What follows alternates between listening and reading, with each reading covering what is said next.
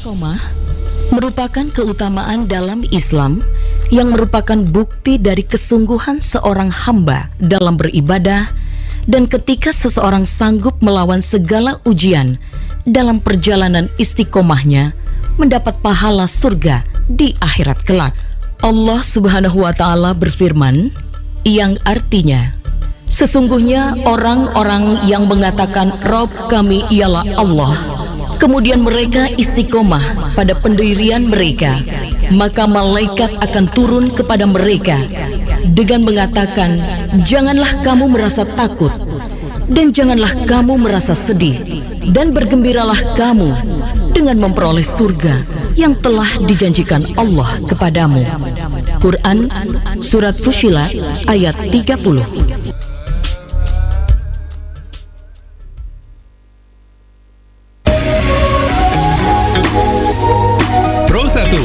Kanal informasi dan inspirasi. Kanal informasi dan inspirasi. Pro 1.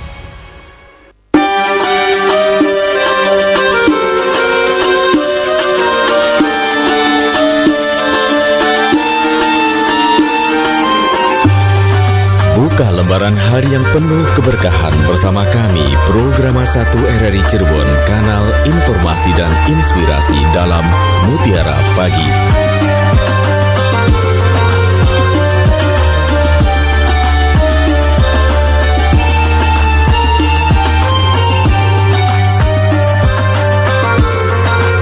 Assalamualaikum warahmatullahi wabarakatuh. Selamat pagi pendengar. Terima kasih Anda sudah bersama kami pagi ini, dan alhamdulillah pagi ini kembali kami hadirkan Mutiara Pagi untuk Anda hingga nanti ya pukul 6 waktu Indonesia Barat.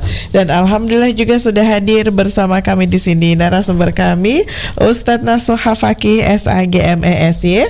Beliau adalah penyuluh agama Islam Bimas Islam Kemenak Kota Cirebon, sekaligus juga Dai Kamtibmas Polres Cirebon Kota. Assalamualaikum Ustadz. Waalaikumsalam warahmatullahi wabarakatuh. Sehat-sehat selalu ya Ustadz ya. Alhamdulillah sehat selalu. Iya, mungkin bisa lebih dekat lagi Ustadz. Ya, siap. Iya, baik. Minal aidin wal faizin, maaf lahir batin ya Ustadz, ini Ya, baru ketemu sama-sama. kita nih ya. Baik, dan pendengar, untuk Anda yang nanti ingin bergabung bersama kami, silakan Anda bisa bergabung melalui telepon di 0231 8493 atau juga 0231 486374, dan Anda juga bisa berkirim WhatsApp-nya di 081 324 951935, serta Anda juga bisa tinggalkan live chat-nya di channel YouTube kami RRI Cirebon. Untuk tema kita pagi ini adalah pembagian harta waris, solusi keberkahan. Seperti apa dan bagaimana? Kita akan dengarkan terlebih dahulu uraian dari Ustadz Nasuha Fakih SAGMESY. Mangga, silakan Ustadz. Assalamualaikum warahmatullahi wabarakatuh. Waalaikumsalam warahmatullahi wabarakatuh. Innal hamdalillah wa nasta'inuhu wa nastaghfiruh wa na'udzu billahi min syururi anfusina wa min sayyiati a'malina, may yahdihillahu fala mudhillalah wa may yudlil fala hadiyalah. Asyhadu an la ilaha illallah wahdahu la syarikalah wa asyhadu anna Muhammadan abduhu wa rasuluh. Allahumma shalli wa sallim wa barik ala sayyidina Muhammad wa ala alihi wa ashabihi wa barik wa sallim ajma'in. Rabbi israh li sadri wa yassir li amri wahlul 'uqdatam min lisani yafqahu qawli. Ya Fattahu ya Alim, iftah lana futuhal arifin. Para pendengar setia RRI, Radio Kanal Inspirasi dan Informasi yang dimuliakan oleh Allah Subhanahu wa Ta'ala, tahadduts bin nikmah, alhamdulillah kita semua dalam keadaan sehat walafiat, diberikan umur panjang. Oleh karena itu, salah satu bentuk bersyukur kepada Allah Subhanahu wa Ta'ala yakni menjalankan salah satu kewajiban umat Islam, yakni thalabul ilmi. Melalui Mutiara Pagi siaran RRI Cirebon, Kanal Inspirasi dan Informasi, mudah-mudahan kita semua mendapatkan ziyadatul ilmi dan mendapat ridho Allah Subhanahu wa Ta'ala. Amin ya rabbal alamin. Salawat serta salam semoga terhaturkan kepada junjungan kita Nabiyana wa Habibana Muhammad sallallahu alaihi wasallam, dan semoga kita selaku umatnya mendapat syafaat ila yaumil qiyamah. Amin amin ya rabbal alamin. Para pendengar setia RRI Radio Kanal Inspirasi dan Informasi dimanapun berada yang dimuliakan oleh Allah Subhanahu wa Ta'ala, pada edisi hari Rabu tanggal 3 Mei 2023, saya mengangkat tema tentang pembagian waris solusi keberkahan. Tema ini saya angkat berdasarkan melihat realita kenyataan di masyarakat bahwa tidak sedikit orang tua memberikan harta miliknya kepada anaknya saat orang tua masih hidup, melalui hibah ataupun sampai ke melalui wasiat. Jarang sekali orang tua pembagian warisnya nanti ajalah saat waktu saya meninggal, nanti ada yang membagi. Itu jarang sekali. Dengan alasan bagaimana orang tua memberikan hibah saat dia masih hidup, khawatir kebiasaannya itu. Khawatir kalau tidak dibagi sekarang nanti ribut. Konon katanya demikian orang tua tuh. Orang tua itu niat baik, tapi kebaikan orang tua kalau tidak didasari dengan syariat Allah, maka akibatnya yang ditanggung derita adalah anak keturunannya.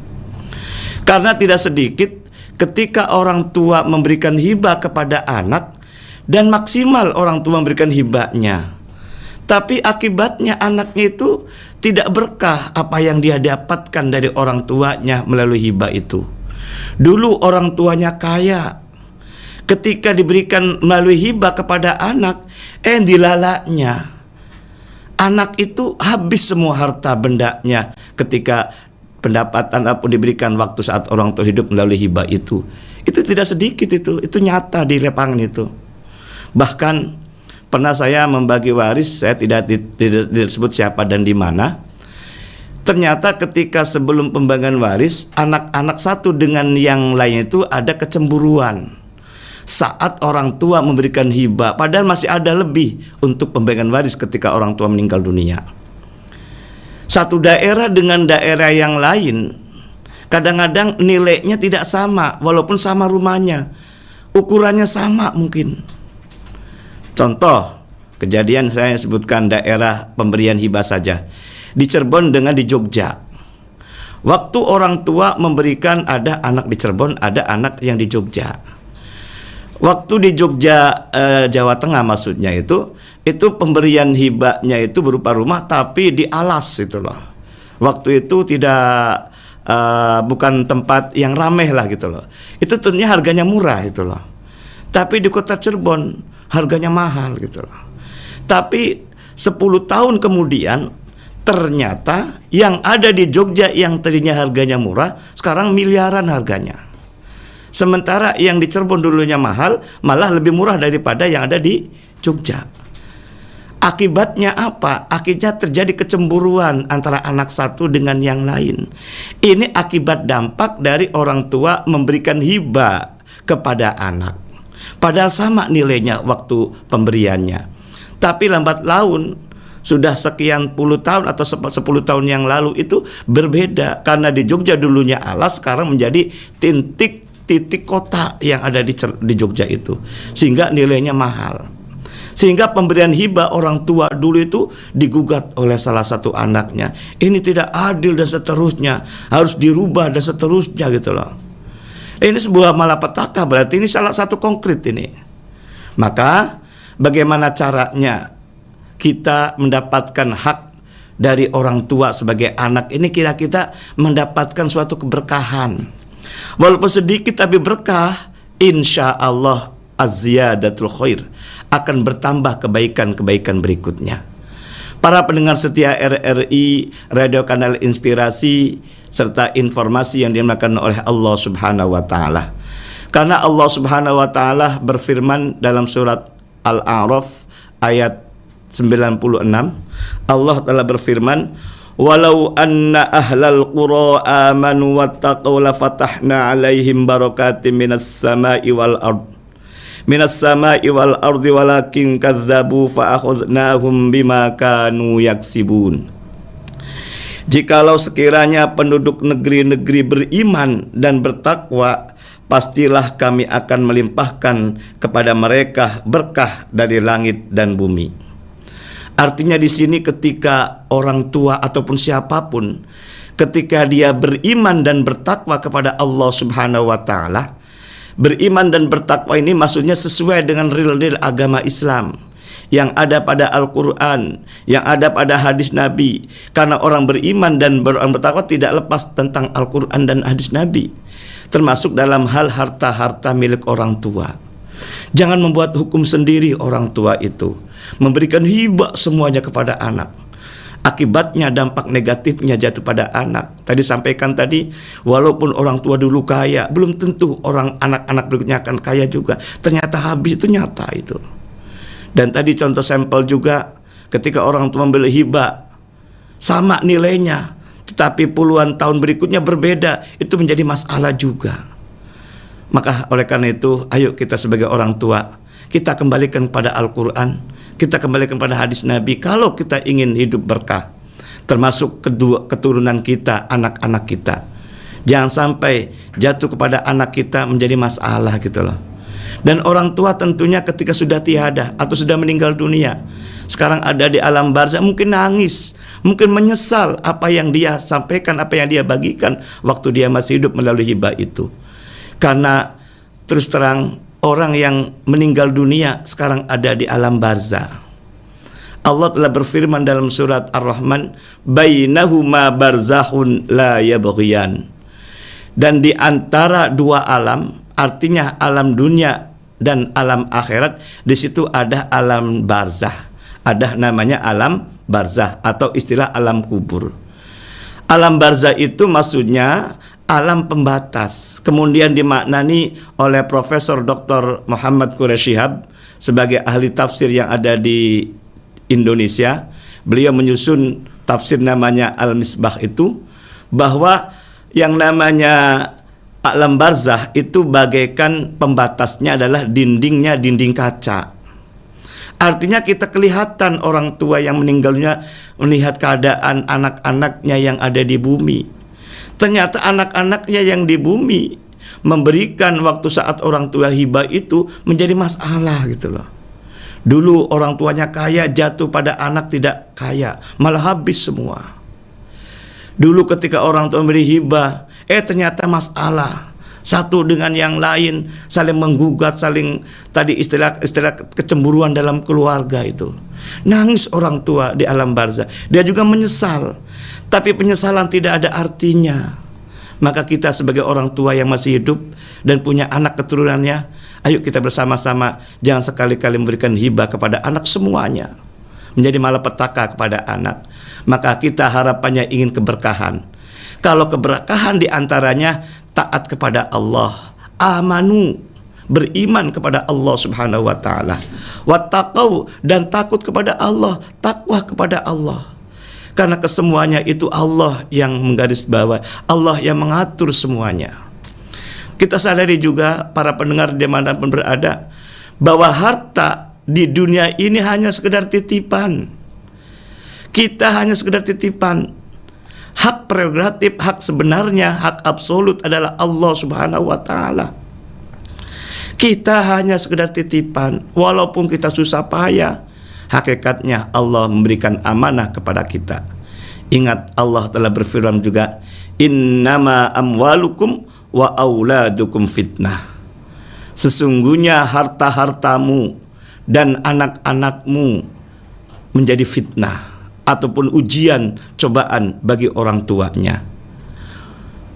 Wallahu indahu ajrun azim, dan di samping Allah ada pahala yang besar.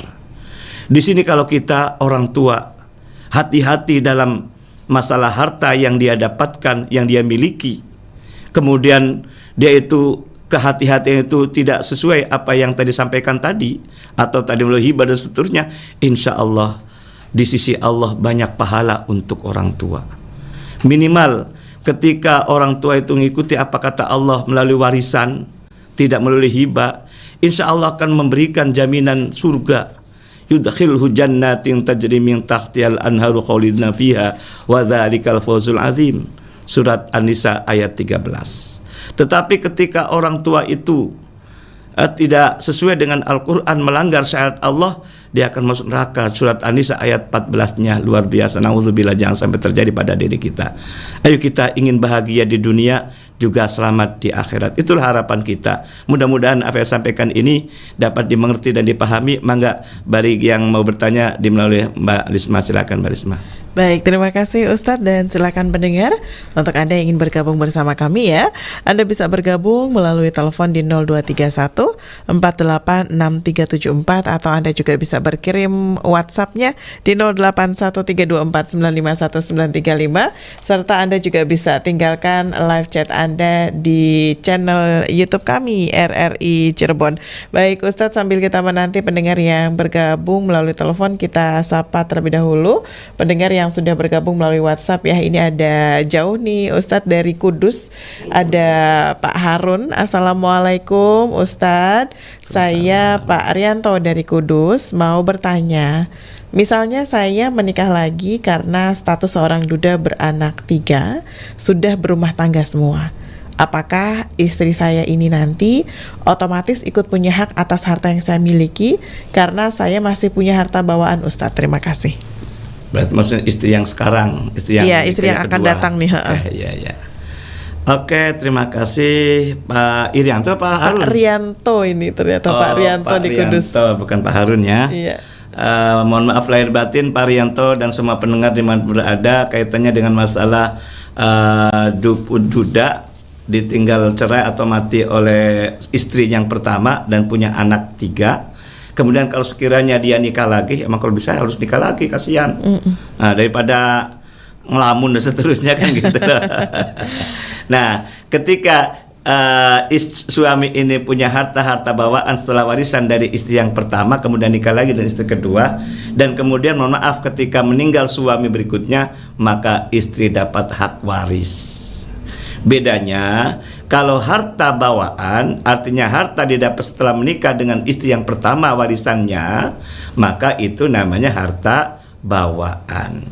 Tapi dilihat juga menikah dengan istri yang kedua lamanya berapa tahun. Kalau seandainya baru nikah 1 bulan, 3 bulan, mungkin belum muncul harta bersama gitu loh. Ketika belum muncul harta bersama, maka harta bawaan milik suaminya itu langsung diwaris. Karena suami punya anak 3 dari istri yang pertama, maka istri yang kedua walaupun belum punya anak dengan istri kedua, karena yang meninggalnya suami, maka istri yang kedua itu dapat 1/8 saja. Ini kalau hartanya harta bawaan. Tetapi kalau muncul harta bersama, seumpama nikah dengan istri yang kedua itu baru 3 tahun atau 5 tahun. Dulu belum ada motor Mio seumpama, atau belum ada mobil Honda Jazz lah itu loh. Nah, itu didapat setelah menikah dengan istri yang kedua. Itu dikategorikan sebagai harta bersama dengan istri yang kedua. Dan ada harta-harta bawaan juga. Mangga dipilah-pilih mana harta bawaan, mana harta bersama gitu loh. Contoh, ini saya sampaikan aja langsung ya. Barangkali belum ada pertanyaan berikutnya. Iya, ini sudah ada yang menelpon Oke, siap, Ustaz, lanjutkan. ya. Baik, kita sapa yang sudah menelpon kita. Assalamualaikum. Waalaikumsalam warahmatullahi wabarakatuh, Mbak Lisma dan Bung Ahmad Doni. Iya, terima kasih Bu Indra. Mangga silakan. Sama-sama. Assalamualaikum Ustadz Nasuha Fakih. Waalaikumsalam warahmatullahi wabarakatuh. Bunda Indra sehat? Alhamdulillah, kita sudah saling bermaaf-maafan belum ya Bu Ustadz ya? Baru kali ini minta izin. Baru ketemu lagi, sepertinya sibuk sekali. Iya. Minggu kemarin nggak hadir ya? Rabu kemarin. Iya, Bu Indra absen. Bu Indranya maksudnya. Bu Indranya yang absen. yang nggak ada. Oh begitu. Iya, ini nggak kadang masuk. ininya apa? teleponnya berebut. Iya, jadi ini selalu menarik antara harta bawaan dengan harta bersama. Iya begitu. Jadi mohon ya dilanjutkan saja Mbak Isma. Ini ingin menyapa saja dulu, nanti bertanyaannya lanjut lagi sambil mendengarkan. Terima kasih. Assalamualaikum warahmatullahi wabarakatuh. Waalaikumsalam warahmatullahi wabarakatuh. Ini berarti masih menyorot tentang harta bawaan sama harta bersama nih Ustaz, supaya jelas dari kudus ini dan lainnya juga bisa memahaminya. Jadi contoh misal ilustrasi nikah dengan istri yang pertama sudah selesai pembagian waris lah. Kemudian istri suami itu dapat hak waris dan harta bersama dengan istri pertama, contoh 600 umpama.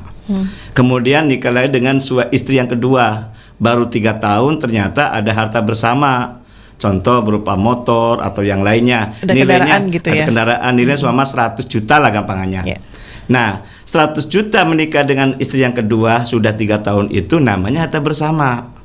Karena bagaimanapun juga suami istri, entah istri pertama atau yang dulu atau sekarang, pasti ada istilahnya susah senang bersama loh. Betul nggak? Susah senang bersama antara suami istri ini. Muncul harta itu pun namanya harta bersama gitu loh. Bukan bersamaan sekedar tidur saja loh Mbak Risma. Bolang kadang-kadang mengartikan suami itu tidur bersama saja. Masalah harta tidak dikaitkan dengan bersama gitu loh.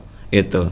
Jadi harta bersama itu 100 juta, harta bawaan suami dari warisan dan harta bersama dengan istri yang pertama berapa tadi? 600 kan apanya. Nah, 100 juta harta bersama dengan istri kedua dibagi 2 dulu. Kalau sekiranya suaminya meninggal dunia berarti masing-masing berapa Mbak Lisma? Berarti 50 untuk suami, 50 untuk istri yang kedua. Kemudian 50 milik suami digabungkan dengan harta bawaan si suami. Berarti tadi berapa? 600 sama 50 berarti 650. 650 itulah namanya harta waris milik suami yang siap dibagi. Siapa ahli warisnya? Ahli warisnya adalah tentunya istrinya dulu yang paling dekat. Karena istri adalah 24 jam di sampingnya suami. Betul nggak Mbak Lisma? Saat sakit pun siapa yang meladeni, yang ngurus? Istrinya. Iya, jujur maksudnya ya kan? Nah, karena inilah bukti dari kesetiaan suami kepada istri itu mengakibatkan hukum dia dapat hak waris. Karena pertanyaannya dapat nggak istrinya, kata gitu. Itu dapat loh. Walaupun baru nikah satu hari aja.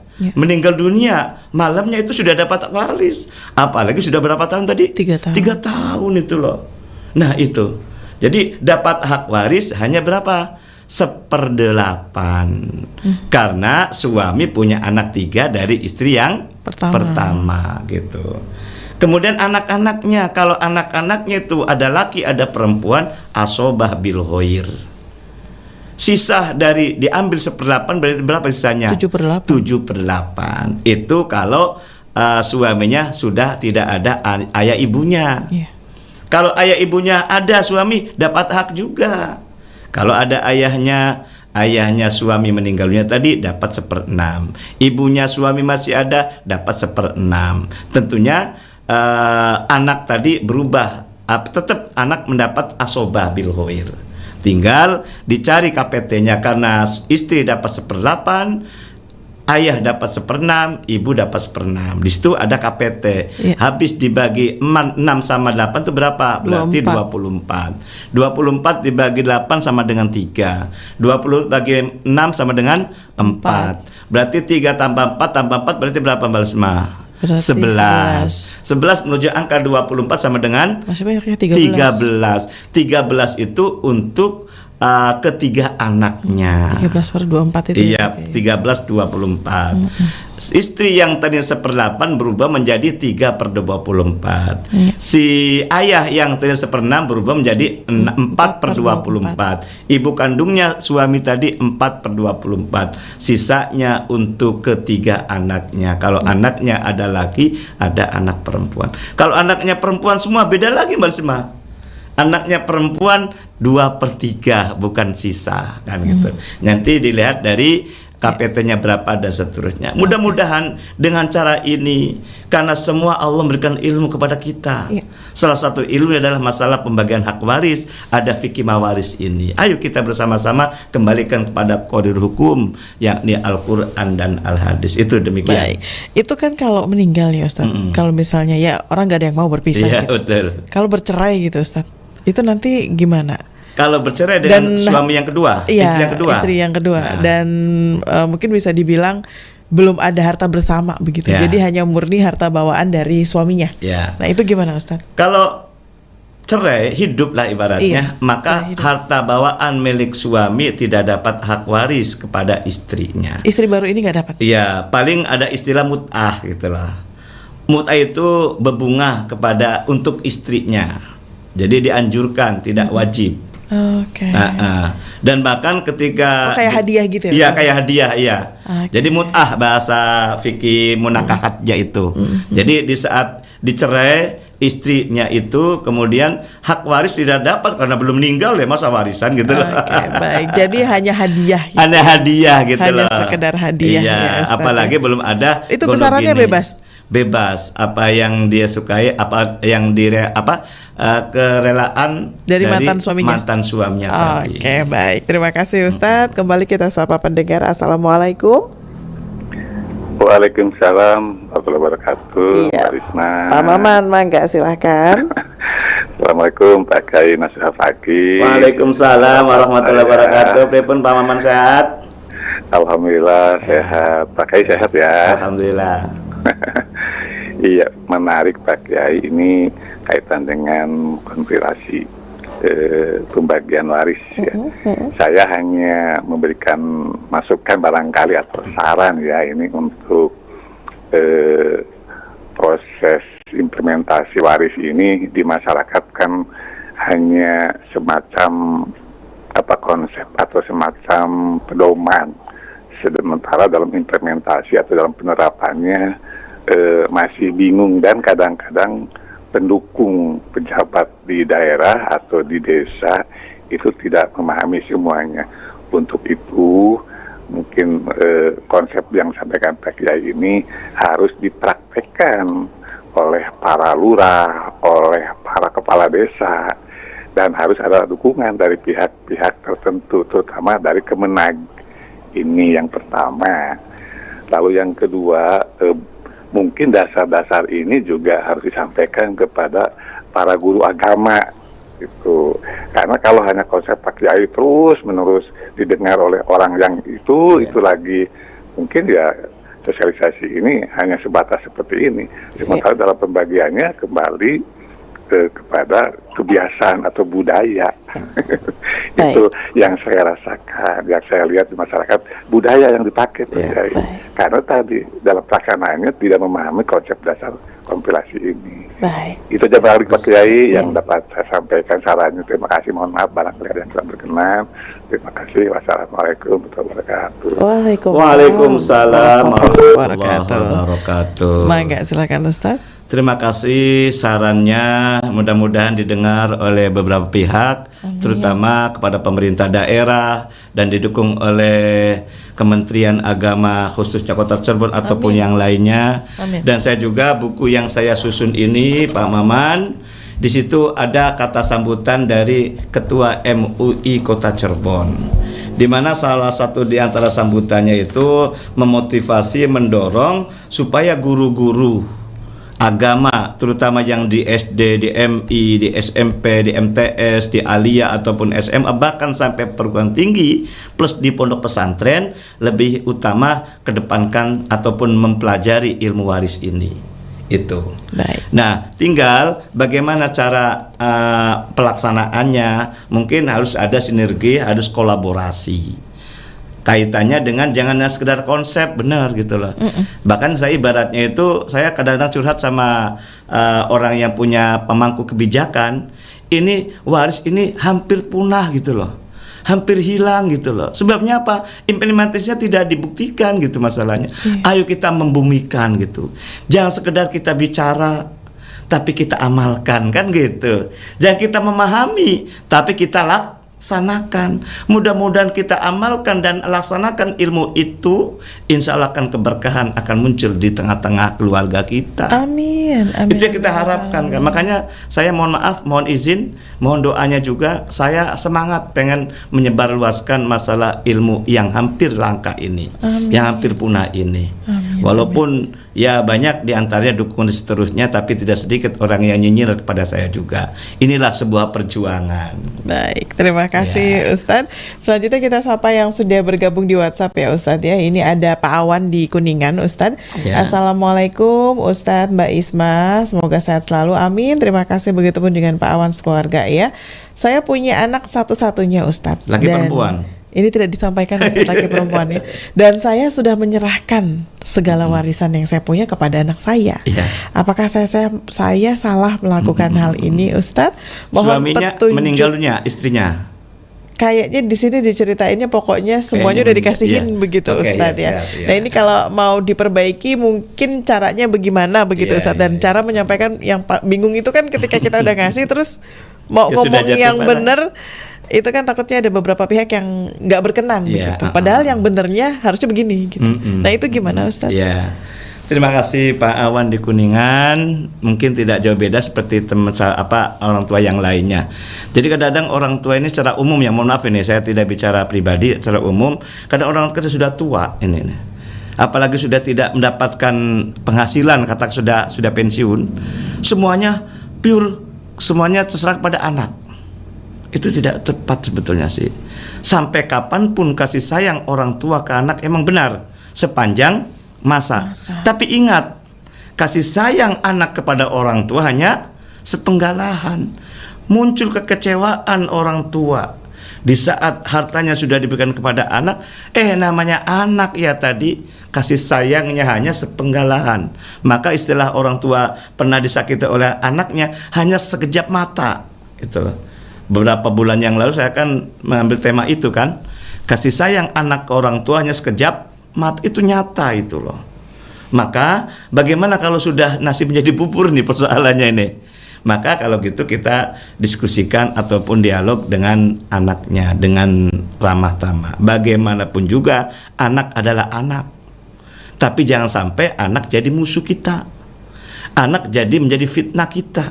Karena ada Al-Qur'annya banyak sekali. Anak menjadi musuh orang tuanya, anak menjadi fitnah. Gara-gara sebabnya mohon maaf, orang tua karena berbuat berlebihan kepada anak. Terlalu sayang kepada anak, ini salahnya gitu kadang-kadang. Mohon maaf, tidak sedikit juga ketika tidak punya anak dan mengangkat anak gitu loh. Semuanya asetnya diberikan pada anak angkatnya. Menjadi masalah besar juga. Sebabnya apa? Anak angkat ini luar biasa itu loh. Tidak sekedar kita memiliki, tapi dia melebihi apa yang dia kewenangannya itu. Dan itu realita kenyataan di masyarakat ini. Maka melalui RRI inilah ayo berbagi informasi, berbagi motivasi. Sehingga yang tadinya mohon maaf, yang tidak salah, ayo kita kembali. Jangan sampai pemberian hibah, pemberian seterusnya atau istilah lain itu secara kultural gitu loh. Secara adat kebiasaan, itu tidak tepat. Ketika pembagian waris harus ada struktural juga. Artinya mana hak kepada ahli warisnya? Karena namanya keluarga kan ada strukturnya kan. Ada suami istri, di bawahnya itu ada anak keturunannya, di atasnya namanya ayah ibunya. Di sampingnya ada namanya al-khawasi, yakni saudara-saudara kandung, paman, bibi dan seterusnya itu. Jadi pembagian waris bukan secara kultural tapi secara struktural. Berarti ini harus dibicarakan dari hati ke hati. Dari hati ke hati kepada anaknya. Karena jangan sampai terjadi tadi beberapa bulan yang lalu ada konsultasi pada saya, orang tua kecewa kepada anaknya. Anaknya tidak sedikit, anaknya 5 loh. Kalau satu kan gitu loh, 5 sudah diberikan hibah semua. Jatuh kepada orang tuanya sakit, belum meninggal nih orang tua. Ketika orang tuanya sakit tidak ada yang urus. Sehingga kata orang tuanya menyampaikan kasih sayang anak kepada orang tua hanya sekejap mata. Itu. Mudah-mudahan sih nggak begitu ya. Jangan sampai mungkin, terjadi ya, gitu. Ini insya Allah putra atau putrinya Pak Awan ini soleh-solehah Amin, gitu ya. amin, Jadi bisa mudah-mudahan. menerima bahwa yang seharusnya tuh begini begitu Ya, Ustaz ya. ya. Mudah-mudahan seperti itu. Makanya selalu Mumpung tidak ada waktu istilah gitu kata ya. terlambat, insya Allah. Baik. Jadi bisa dibicarakan baik-baik Ya, Pak betul. Awan ya. Mudah-mudahan ini semuanya bisa menerima. Dan Ya. selanjutnya kembali kita sapa pendengar lagi Ustaz. Assalamualaikum. Waalaikumsalam warahmatullahi wabarakatuh. Iya, dengan Bapak siapa di mana Pak? Samiun Pak Samiun di Cirebon. Cirebon. Mangga silakan Ya. Pak Samiun. Terima kasih sebelumnya. Assalamualaikum warahmatullahi wabarakatuh. Waalaikumsalam warahmatullahi wabarakatuh. Bang penyiar dan Pak Ustadz, Ya. saya mau nanya begini.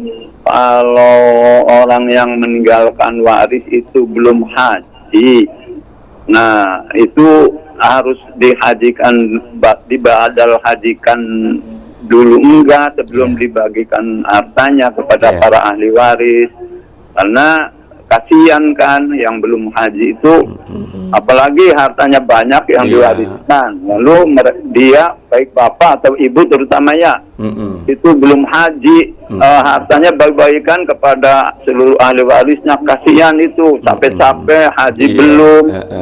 Mohon penjelasan. Betul, Terima kasih. sudah daftar haji belum orang tuanya Pak? Pak Samiun sebentar. Pak Samiun. Iya, ini mohon maaf Pak Ustadz nanya apakah mohon maaf Sudah nih. daftar haji belum? Iya, jadi yang meninggalkan waris itu belum haji. Iya, Enggak, sudah maksudnya- daftar belum maksud saya? Apakah Kan ada, sudah daftar tapi belum meninggal gitu itu maksud saya. diambil untuk biaya Ya. haji badal dulu? Pak Samiun, Harus atau enggak? Pak Samiun, mohon maaf Ya. ini Ustadz bertanya, apakah yang bersangkutan itu sudah daftar haji belum? Sudah daftar belum maksudnya? Ya belum daftar. Oh, belum tapi kan daftar. meninggalkan Ya, harta ya. banyak. Baik, Itu baik. kasihan. Iya, baik, Ya, sudah ya, ditangkap paham, ya. esensinya. Baik, terima Oke. kasih Pak Jadi Samiun. batalkan kan bagusnya. Iya, Itu baik. wajib enggak? Iya, baik, mohon baik. penjelasan lah. Baik, Terima terima kasih. kasih. Ya. Waalaikumsalam Waalaikumsalam warahmatullahi wabarakatuh. Mangga Ustaz. Ini hubungannya dengan masalah tidak sedikit juga ketika orang tua sudah daftar haji. Namanya usia kan tidak tahu Mbak Lisma. Ini yang sudah daftar haji ya? Iya, contohnya Tadi dulu kan nih. ini Iya, belum. iya, Ah. Kemudian konsultasi pada saya. Namanya harta yang paling utama ketika dia sudah mencukupi, sudah manistato'a ilai sabila, sudah wajib membayar sudah haji, itu harus utama haji, betul. Apalagi kalau sudah terdaftar haji gitu loh.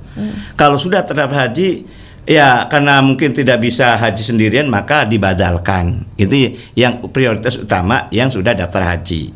Kalaupun sekiranya kasus yang kedua ketika belum daftar haji dan harta-hartanya milik orang tua semua, betul, maka biasanya dan utamanya anak harus punya inisiatif baik, harus membadalkan hajinya orang tua, karena bagaimanapun juga ini hak milik orang tua. Jadi harus membadalkan haji orang tua tersebut. Badal itu maksudnya menggantikan untuk orang lain mengerjakannya. Biasanya itu informasi, karena saya belum haji, di sana di Makkah itu ada khusus yang membadalkan.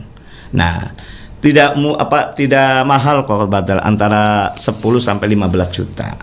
Mudah-mudahan dengan batal haji inilah bisa menjadikan orang tuanya haji juga. Amin. Jadi entah itu sudah terdaftar ataupun belum terdaftar, semuanya kebijakan dari keluarga ataupun ahli waris.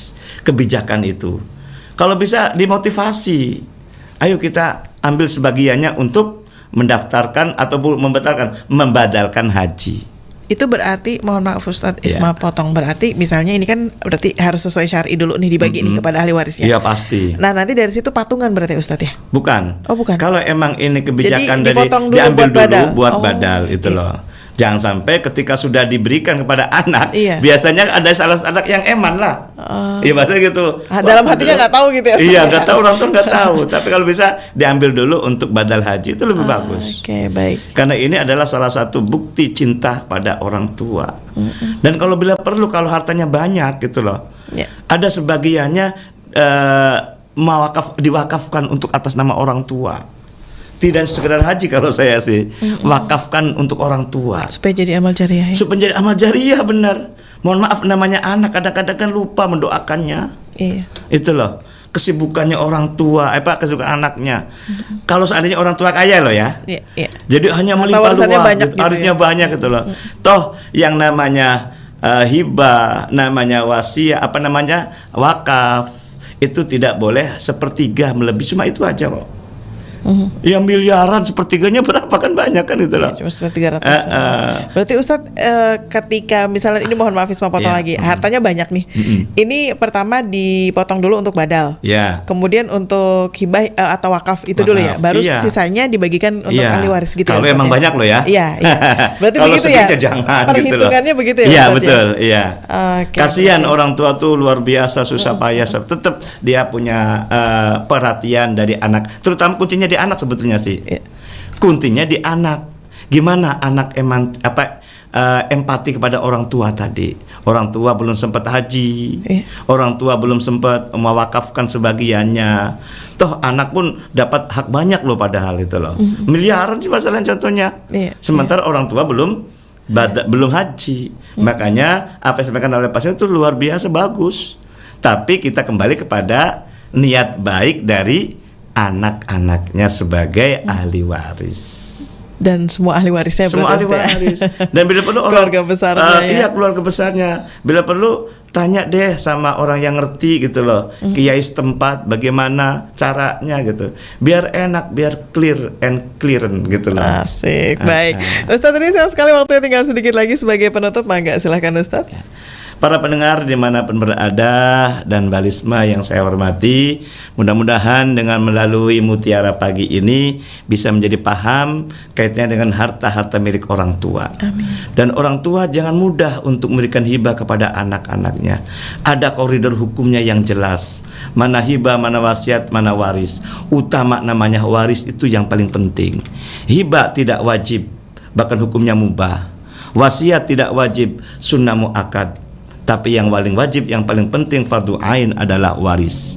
Jangan sampai meniadakan waris. Ini adalah pesan saya dan ini pesan Nabi Muhammad SAW. Terima kasih, kurang lebihnya maaf. Wassalamualaikum warahmatullahi wabarakatuh. Waalaikumsalam warahmatullahi wabarakatuh. Ustadz Nasuha Fakih SAGMES ya. Beliau adalah penyuluh agama Islam Bimas Islam Kemenak Kota Cirebon, sekaligus juga Dai Kamtipmas Polres Cirebon Kota.